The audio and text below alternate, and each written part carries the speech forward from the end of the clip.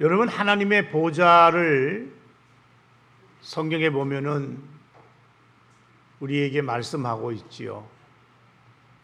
이 하나님의 보좌를 성경은 뭐라고 얘기하느냐 하면 은혜의 보좌라고 말씀하고 있습니다.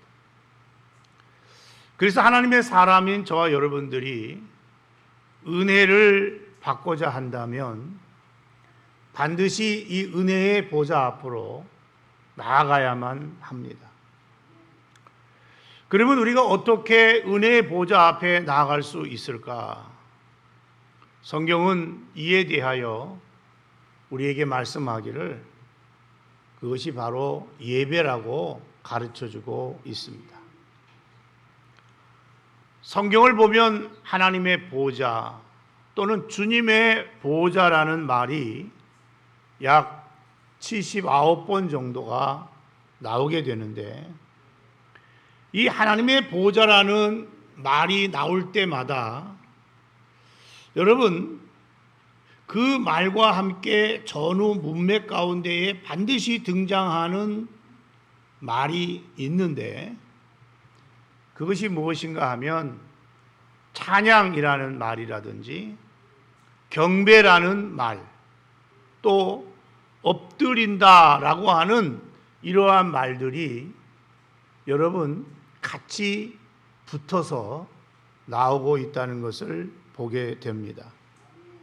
이것을 보게 되면 우리는 찬양을 통해 예배를 드리면서 은혜의 보좌 앞에 나아갈 수 있다는 것을 알 수가 있습니다. 지난달에 요한계시록 7장을 통해서 오늘 본문의 제목과 같은 은혜의 보좌 앞으로라는 말씀으로 여러분 말씀을 나눈 적이 있습니다. 거기 보게 되면 선지자들이 환상 가운데에 하나님의 보좌를 보았는데 보좌에 무엇이 있는가 보았더니 바퀴가 달렸다. 주변에 네 생물이 있는데 이 네 생물은 네 천사들이라고 그랬습니다. 근데 이 네 생물에도 뭐가 있는가 봤더니 바퀴가 있었다. 근데 이 네 생물인 천사들이 하나님의 영이 인도함에 따라서 따라갔다. 하나님의 영과 함께 움직였다. 이렇게 말씀하고 있어요. 왜 하나님의 보좌와 네 생물에 바퀴가 있을까? 바퀴는 고정하기 위해서 있는 게 아니고 움직이도록 하기 위해서 있는 게 여러분 바퀴죠. 그러므로 하나님의 보좌는 분명 고정되어 있는 것이 틀림없지만 때로는 이 보좌가 공간을 초월해서 하나님이 우리 가운데에 이 보좌를 펴시고 좌정할 수 있도록 하나님의 보좌에는 바퀴가 달렸다는 거예요. 여러분, 우리가 여기서 영과 진리로 하나님을 예배하기 시작할 때 하나님은 공간을 초월해서 이 시간 우리 가운데 임재하시고 우리 앞에 보좌를 펴시고 우리가 드리는 찬양과 경배를 받으신다는 말씀인 것입니다. 그러니까 하나님의 보좌는 본래 저 우주 먼 곳에 있는 것이 사실 맞아요. 그러나 영적으로 보게 되면 하나님은 공간을 초월해서 지금 하나님 앞에 예배드리는 기도하는 이 시간 우리 앞에 여러분 하나님의 보좌가 펼쳐졌다는 사실, 펼쳐지고 있다는 사실, 우리의 예배를 받으시기 위해서 지금 여기에 하나님의 보좌가 있다는 사실을 여러분 믿으시기 바랍니다. 예배가 뭐지요? 예배라는 것은 바로 그 하나님의 보좌 앞에 나가서 보좌에 앉으신 하나님께 영광과 존귀와 찬양을 드리는 것이 바로 예배입니다. 우리는 예배를 통해서 그 은혜의 보좌 앞에 나아갈 수가 있는 것입니다.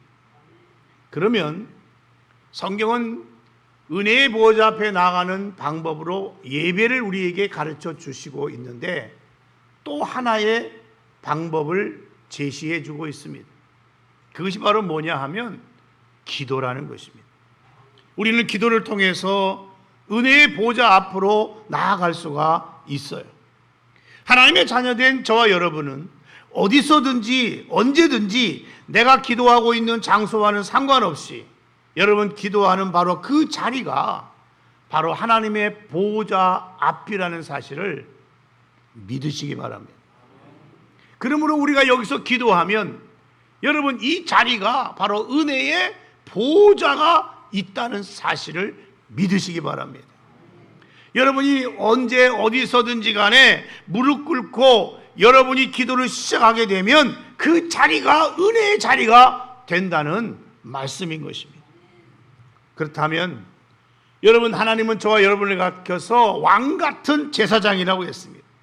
왕같은 제사장으로서 은혜의 보좌 앞에 나아가 담대하게 하나님의 얼굴을 구하며 기도할 수 있는 복된 하나님의 사람이 되기를 주님의 이름으로 축원합니다.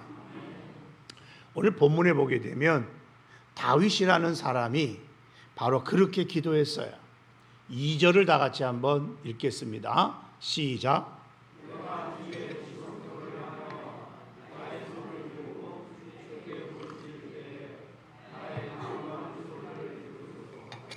다윗은 지금 어떻게 기도하고 있다고 성경이 말씀하고 있느냐 하면은 하나님이 계신 지성소를 향하여 손을 들고 부르짖으며 기도했다고 말하고 있어요.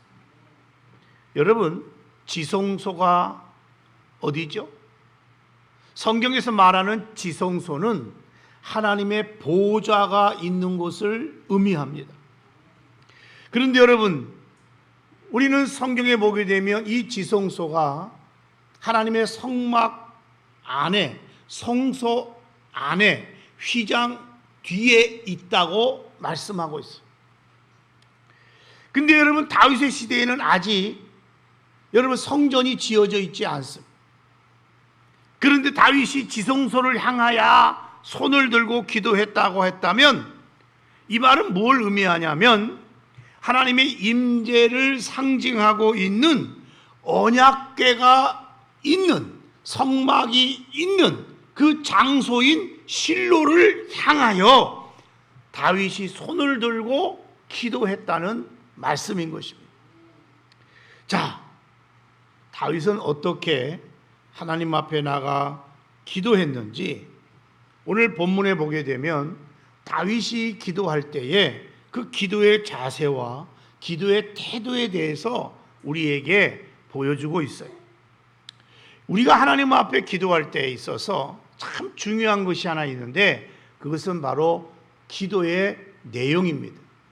무엇을 하나님 앞에 기도하는가 하는 거죠. 근데 여러분, 기도의 내용 못지 아니하게 중요한 것이 또 하나 있는데 그것은 바로 무엇인가 하면은 기도하는 자의 태도를 말합니다. 왜냐하면 여러분, 기도하는 자의 태도를 보게 되면 그 사람이 그 기도가 얼마나 간절한가를 알게 되고 또 뿐만 아니라 그가 누구에게 지금 기도하고 있는지를 우리가 알 수가 있기 때문입니다. 사람과 사람의 관계를 봅시다. 우리가 누구를 만날 때에 만나는 사람이 누구냐에 따라서 그 태도와 자세가 결코 똑같을 수가 없어요. 예를 들어서 내가 정말로 오랫동안 보고 싶은 사람을 만나게 되었을 때하고 정말 뵈기 싫어서 보고 싶지 않은 사람을 만나고 싶을 때, 정말 피하고 싶은 사람을 만나게 될 때, 여러분, 그 태도와 자세가 똑같을 수가 없잖아요. 정말 보고 싶은 사람을 만날 때 하고 정말 뵈기 싫은 사람, 만나고 싶지 않은 사람을 만났을 때 여러분, 태도와 자세가 똑같을 수 있습니까? 다르게 될 수밖에 없는. 아니, 내가 존경하는 사람을 만날 때와 존경하지 않는 하찮은 사람을 만날 때 여러분, 그 태도와 자세가 똑같을 수가 있겠어요? 우리가 하나님 앞에 기도 드릴 때, 뭘 부탁을 드릴 때 또는 내가 누군가를 여러분 요구를 거절할 때 여러분 그 모습이 똑같을 수 있어요. 마찬가지로 우리가 하나님 앞에서 기도를 드릴 때 기도를 드리는 사람의 자세와 태도를 보게 되면 이 사람이 정말로 하나님 앞에 얼마나 간절하게 기도하고 있는지를 알 수가 있고, 그 기도를 드리는 대상, 누구에게 지금 기도를 드리고 있는가 하는 것을 알 수가 있다는 것입니다. 자, 다윗이 어떻게 기도하고 있다고 말하고 있죠? 하나님 앞에서 부르짖으며 기도했다고 말하고 있어요. 여러분, 부르짖어 기도했다는 말이 오늘 본문 1절과 2절에 연거푸 나온 것을 보게 돼요. 우리 1절을 먼저 잠깐 보겠습니다. 시작.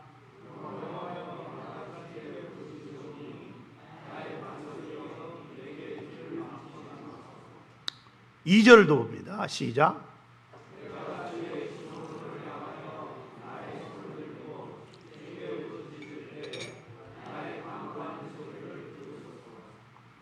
자, 1절도 그렇고 2절도 그렇고 다윗이 지금 부르짖으며 기도하고 있음을 보게 되죠. 다윗이 왜 이렇게 부르짖으며 간절하게 기도할까요? 다윗의 인생을 살펴보게 되면 그는 인생의 황혼기에 그 인생 가운데 가장 고통스러운 사건을 경험하게 돼요. 그게 뭔지 아세요? 바로 그 아들 압살롬이 반란을 일으킨 거예요. 다른 사람도 아닌 자기가 낳은 아들이, 그 압살롬이라는 자식이, 그 잘난 놈이 아버지를 죽이고 정권, 왕권을 차지하겠다고 쿠데타를 일으킨 거예요. 군대를 동원해서 지금 아버지 죽이겠다고 예루살렘으로 쳐들어오고 있어요. 그때 다윗이 아들과 전쟁하지 아니고 싸우지 않고 신발도 신지 못한 채 다급하게 예루살렘 궁을 떠나게 됩니다. 그 처지가 얼마나 처량한지 울면서 떠났다고 그랬어요. 그때의 다윗의 심정이 어떠했을까요? 여러분, 다윗의 자신의 처지를 살펴볼 때 얼마나 비참한 그런 모습일까요? 다윗이 지금 억울한 일을 당하고 있어요. 그리고 사람들 앞에 말도 할 수 없을 만큼 수치스럽고 모욕적인 일을 당했어요. 그때 다윗은 누구를 찾았느냐? 하나님을 찾았어. 하나님께 부르짖으며 기도했다는 거예요. 자기가 그렇게 아껴주고 그렇게 사랑했던 아들이 자신을 반역합니다. 자기 수하의 모사꾼이었던, 충신이라고 여겼던 여러분 길로 사람 아히도벨이 압살롬 붙어가지고 자기를 죽이려고 그래요. 배신했어요. 자기를 따랐던 수많은 백성들은 여러분 마음이 돌변해서 자신에게서 그 마음이 누구에게로? 압살롬에게로 그 마음을 향하고 있어요. 그러니까 모두 지금 다윗을 떠나고 있는 거예요. 그때 다윗은 억울하다고 슬퍼하고 통곡하고 그러지 않았어요. 조용히 하나님 앞에 나가서 부르짖었다고 그랬어요. 하나님 앞에 부르짖었다고 그랬어요. 여러분 1절 상반절을 다시 한번 읽겠습니다. 시작.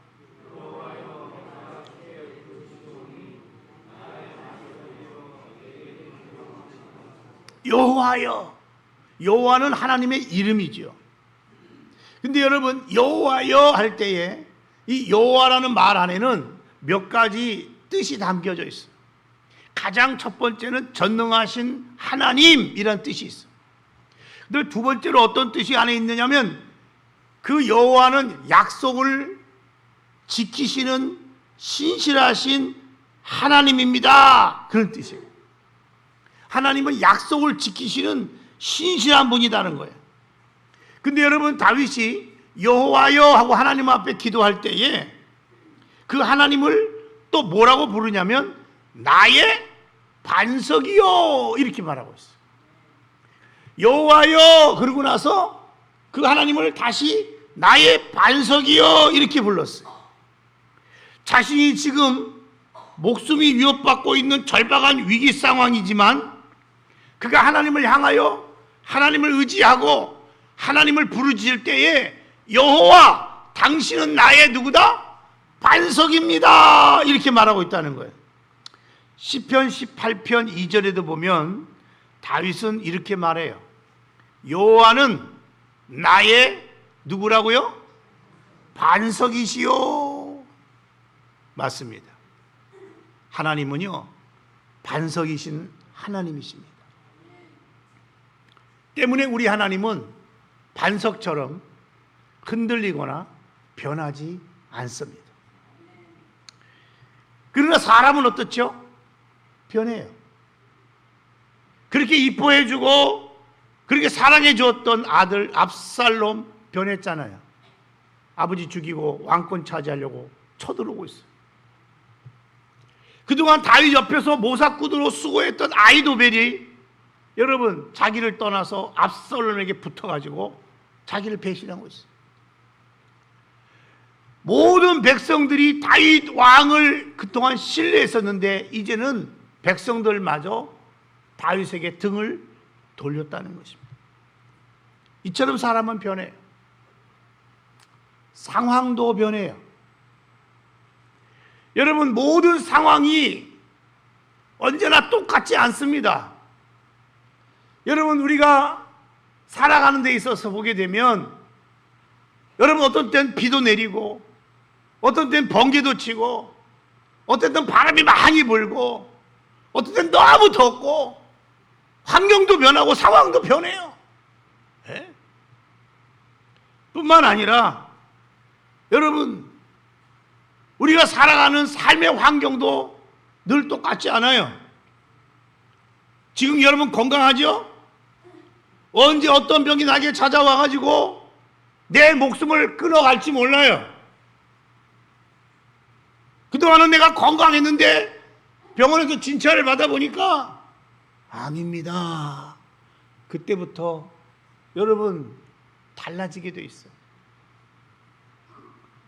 여러분 건강이 내 평생 죽을 때까지 지속될 수 있다는 보장 받을 수 있어요? 없어요. 여러분 우리 집안이 평안하지만 이 평안이 내가 죽을 때까지 평안하다고 보장받을 수 있어요? 없어요. 여러분이 하는 일들이 지금까지 잘 됐는데 앞으로도 계속 다 어려움 없이 잘 될 거라는 보장이 있어요? 없어요. 여러분의 가정이 지금까지는 화목하고 참 좋았는데 여러분 가정에 어려움이 생기지 않을 거다는 보장이 있어요? 없어요. 어느 날 바깥에 나갔던 자식이 교통사고로 어려움을 겪기도 하고 죽기도 하고 하루아침에 사업이 망가질 수도 있고 여러분 산불이 나가지고 우리 집이 다 태워버릴 수도 있고 모든 환경과 상황이 변하지 않는다는 보장 있어요? 없어요. 여러분의 마음도 마찬가지예요. 오늘은 기쁘지만 내일도 기쁠 수 있다는 것, 아니 영원히 기쁠 수 있다는 것 보장받을 수 있어요? 오늘은 기쁘지만 내일은 슬플 수 있고 오늘 마음이 평안하지만 내일은 걱정과 근심이 가득할 수 있고 여러분 보장된 게 없어요. 보장된 게. 예? 앞으로 우리 앞에 어떤 일이 벌어질지 아무도 몰라요. 지금까지는 하나님이 지켜주시고 보호해주시고 은혜 베푸시고 함께해 주셨기 때문에 큰 어려움 없이 살아왔지만 하나님이 여러분을 향한 손길을 걷어버리면요 하나님 빛을 거두면 뭐가 찾아와요? 어둠이 찾아와요.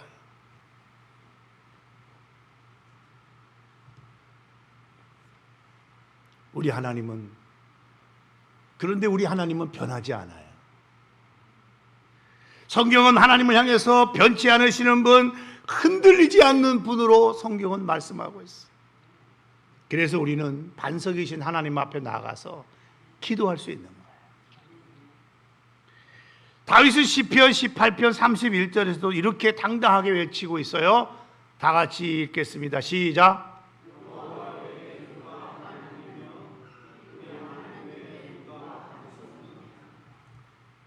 여호와 외에 누가 하나님일 수 있고 여호와 외에 누가 반석과 같은 분일 수 있겠느냐.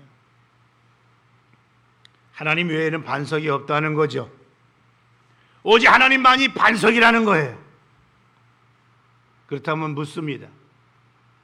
여러분의 반석은 무엇입니까? 돈입니까? 사람입니까? 건강입니까? 자녀입니까? 직장입니까?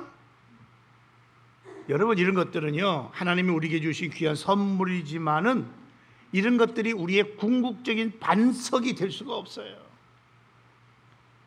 오직 참된 반석은 하나님 한 분뿐입니다. 그래서 우리는 기도할 때에 다윗과 같이 반석이신 하나님 앞에 기도해야만 되는 것입니다. 다윗은 하나님 앞에 기도하면서 이렇게 고백하고 있어요. 1절 하반절을 다 같이 읽겠습니다. 시작.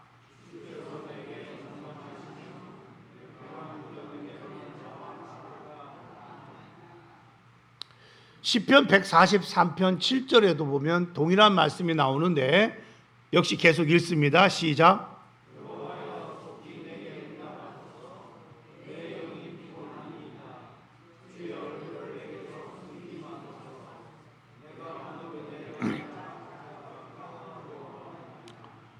주님이 내게 잠잠하시면 나는 무덤에 내려가는 자와 같게 된다는 거예요. 여러분, 무덤이 뭐죠? 음부를 말하죠. 참담한 죽음을 말합니다. 그러니까 주님이 내게 응답해 주지 않으면 나는 죽은 자처럼, 아니 죽은 자 같이 된다는 거예요. 나는 지금 주님께 부르짖어 기도하고 있는데 주님이 오늘 나의 기도에 응답하지 않으면, 내 기도에 하나님이 잠잠하면 내 자신의 처지가 뭐가 된다는 거예요? 무덤에 내려가야 하는 자와 같은 그런 모습, 그런 꼴이 된다는 거예요. 그러니까 이 말은 이런 거예요. 내가 지금 살아있긴 살아있지만 내가 산 게 살아있는 게 아니라는 거예요. 내가 살고 있지만, 살아있지만 사는 게 아니라는 거예요, 지금 내가. 왜? 지금 다윗의 상황이 지금 그런 상황이라는 거예요. 하나님 앞에. 여러분, 다윗은 전쟁터에서 수많은 사람들이 칼에 맞고 창에 찔려가지고 죽어가는 모습들을 보았잖아요. 시체가 버려지고 썩어가는 것을 무수히 보았어요. 그런데 하나님이 응답해 주지 않는다면은 나도 그런 존재가 되어버린다는 거예요. 오늘 하나님이 내 기도를 들어주지 않으시면 자신의 처지가 꼭 그렇게밖에 될 수 없다고 지금 다윗은 하나님 앞에 호소하며 기도하고 있다는 것입니다. 여러분, 다윗이 무덤에 내려가는 자, 내가 살아있지만 내가 살아있는 자가 아니라는 이 말은 무엇을 담고 있을까요? 그만큼 다윗에게는 지금 하나님이 필요하다는 거예요. 기도의 응답이 필요하다는 거예요. 그렇다면 다윗의 기도가 얼마나 간절한지를 우리는 그의 기도 속에서 찾아볼 수가 있는 것이죠. 다윗은 위기를 맞았을 때에 하나님 앞에 무덤덤하게 기도하는 사람이 아니었어요. 필사적으로 하나님께 매달리면서 하나님의 도움을 구하면서 간절하게 뭐 했다는 거예요? 기도했다는 거예요. 그런데 여러분, 다윗이 기도할 때에 그냥 기도한 거 아니고 어디를 향하여? 지성소를 향하여 어떤 모습으로? 손을 들고 부르짖어 기도했다고 그랬어요. 2절 상반절을 다 같이 읽겠습니다. 시작.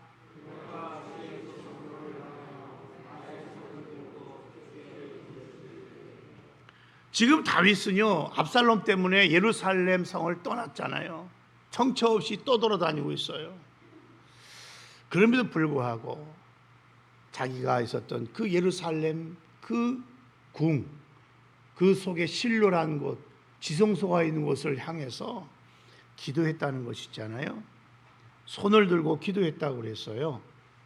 여러분, 하나님의 임재를 상징하는 언약궤가 있는, 여러분 그 실로를 향해서, 그 하나님을 향해서 손을 들고 그가 간절히 부르짖어 기도했다고 오늘 성경은 우리에게 말씀하고 있어요. 다윗만 그런 줄 아세요? 아니에요. 여러분 성경에 보게 되면 다윗처럼 손을 들고 기도했던 사람이 또 있어요. 누군지 아세요? 모세. 출애굽기 17장을 보게 되면 이스라엘이 광야를 지나면서 가나안 땅을 향해 갈 때에 갑자기 누가 쳐들어왔느냐? 아말렉 군대가 쳐들어왔어. 이스라엘 백성이 머무는 곳에서 물이 나왔다는 소리를 듣고 여러분 아말렉이 쳐들어온 거예요. 그래서 여호수아는 군대를 이끌고 나가서 싸우게 되고 모세는 아론과 훌을 데리고 산 꼭대기에 올라가서 손을 들고 하나님 앞에 기도하기 시작했어. 근데 여러분 보세요. 모세가 손을 들고 기도하면 이스라엘이 이기는데 너무 힘들어서 손이 피곤해가지고 내려오면은 아말렉이 이기는 거예요. 아론과 훌이 보니까 이거 안 되겠다. 모세의 손이 내려오면 안 되겠다.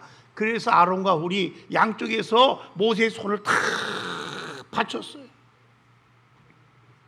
모세의 손이 해가 지도록 내려오지 않게 되니까 마침내 이스라엘이 큰 승리를 거두게 되죠. 그때 여러분 이제 이스라엘 백성들이 여러분 승리한 이유는 모세가 손을 들 때에 하나님을 바라보고 하나님의 도움을 요청할 때에 하나님이 그 전쟁에 개입하셨기 때문이었어요. 믿습니까? 우리가 손을 들고 기도하면 하나님이 개입하시기 시작해요. 하나님이 움직이기 시작해요. 하나님이 역사하기 시작해요. 믿습니까? 하나님을 움직이는 방법은요, 기도밖에 없어요. 기도밖에 없어. 그런데 모세가 전쟁에 승리하고 난 이후에 거기다가 제단을 쌓고 뭐라 그랬냐면 여호와 니시라고 그랬어요. 여러분 출애굽기 17장 15절을 다 같이 읽겠습니다. 시작.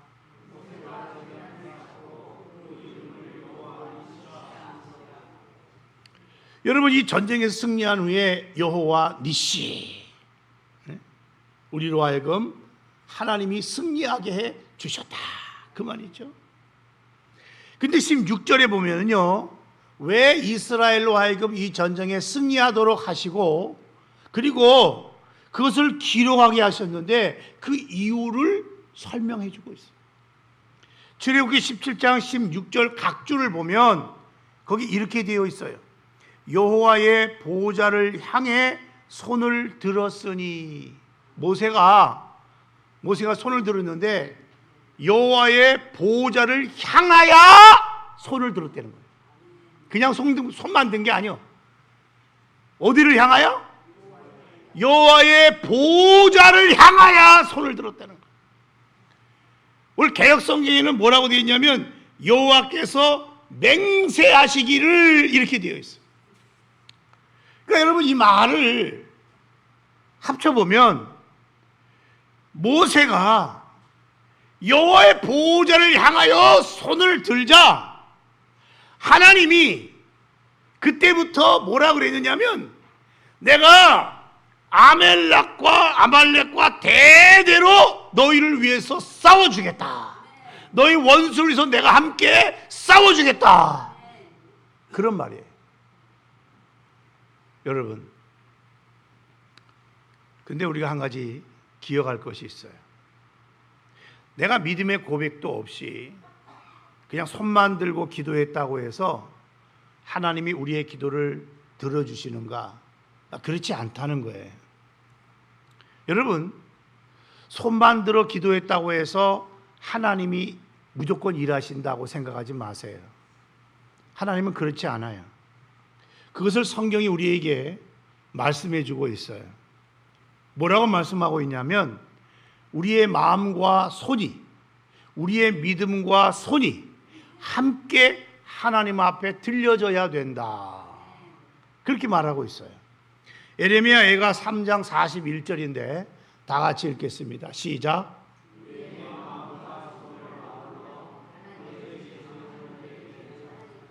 손만 들어서 되는 게 아니고 우리의 뭐가? 마음과 함께, 우리의 마음과 함께 뭘 들어라? 손을 들어야 된다는 거예요.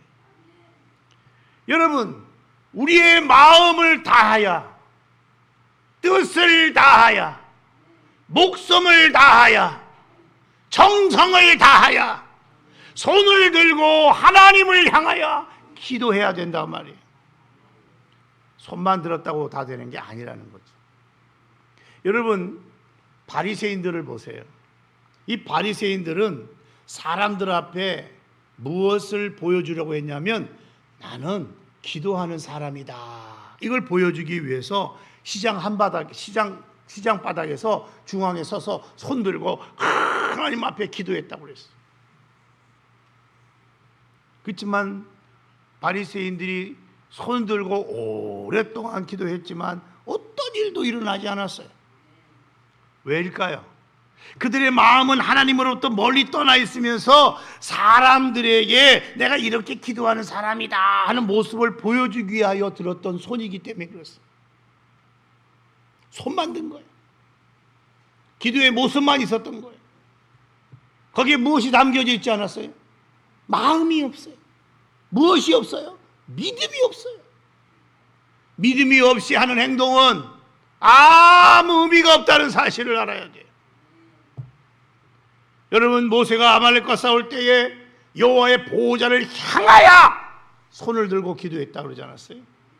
다윗도 위급한 상황 속에서 지성소를 향하여 여러분 손을 들고 부르짖으며 기도했다 그러지 않았어요? 그렇다면 저와 여러분도 은혜의 보좌 앞에서 거룩한 손을 들고 기도할 수 있어야 될 줄로 믿습니다. 우리도 그렇게 기도해야 돼요. 주여, 나에게는 아무 힘과 능력이 없다고, 주님이 나를 대신해서 싸워주지 않으면 나는 이 전쟁에서, 이 싸움에서 이길 수 없다고, 주님이 응답하지 않으면 다윗처럼 뜨는 무덤에 내려가는 자와 같을 수밖에 없다. 나에게 능력이 없어요. 주님 도와주지 않으면 나는 아무것도 할 수 없는 연약한 자입니다. 이 믿음의 고백을 가지고 손을 들어서 기도할 수 있는 저와 여러분이 되시기를 주의 이름으로 축원합니다. 우리가 이렇게 믿음을 가지고 여러분 하나님 앞에 거룩한 손을 들고 기도하게 되면 하나님은요 반드시 우리의 기도를 들으시고 역사하여 주십니다. 그러므로 이걸 아셔야 돼요.